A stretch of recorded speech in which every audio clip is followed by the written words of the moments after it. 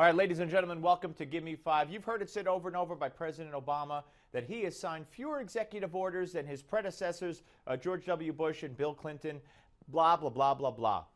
Well, now USA Today has done some research, and they have found out that President Obama has issued more memoranda than any U.S. president in history.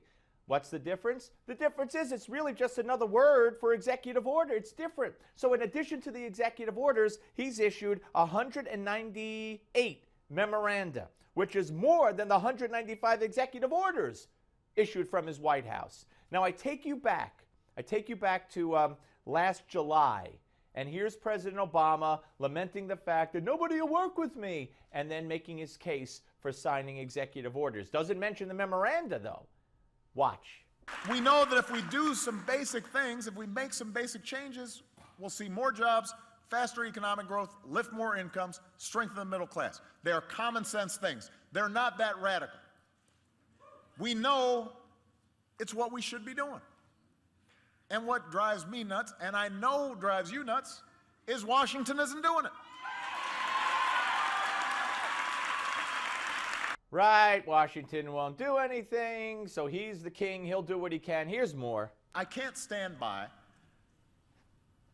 with partisan gridlock that's the result of cynical political games that threaten the hard work of millions of Americans. I'm not just going to stand by and say, okay, I guess that's the way it is.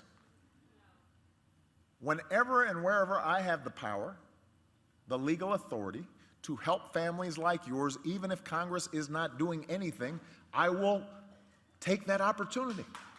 I will try to make something happen. Yes, he will, and yes, he has, and here's how great Obama is. And that's the reason why my administration has taken more than 40 different actions just this year to help working Americans. Because Congress won't. Congress won't act to make sure a woman gets equal pay for equal work, so I made more women have the protections they need to fight for fair pay in the workplace, because I think when women succeed, America succeeds. So we went ahead and did that. Congress won't act to create jobs in manufacturing or construction. Well, I went ahead and speeded up permits for big projects. We launched a new hub to attract more high-tech manufacturing jobs to America. I want to make sure the next revolution in manufacturing is right here in America. It's an American revolution, not a German or a Chinese revolution. I want it happening right here in Austin, Texas.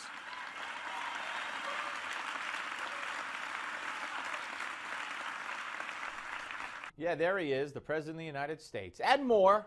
So rather than wage another political stunt that wastes time, wastes taxpayers' money, I've got a better idea. Do something. If you're mad at me for helping people on my own, let's team up. Let's pass some bills. Let's help America together. It is lonely, me just doing stuff. I'd love if the Republicans did stuff too. This is disgusting and disgraceful. That was in Austin, Texas in July. And then there was this. The truth is, even with all the actions I've taken this year, I'm issuing executive orders at the lowest rate in more than 100 years. So it's not clear, how it is that Republicans didn't seem to mind when President Bush took more executive actions than I did. Maybe it's just me they don't like. No, it's because you're black, Mr. President. Isn't that what you're saying? Now, here's the deal. According to USA Today, when the memos and the executive orders are combined, Obama is on pace to issue more high-level executive actions than any president since Harry Truman. Don't be okey-doked by him, his favorite expression, okay? Don't be bamboozled by him. In other words, don't believe him. He is an out-of-control executive. He's an out-of-control president, and he's bordering on monarchy. On the Steve Malzberg Show.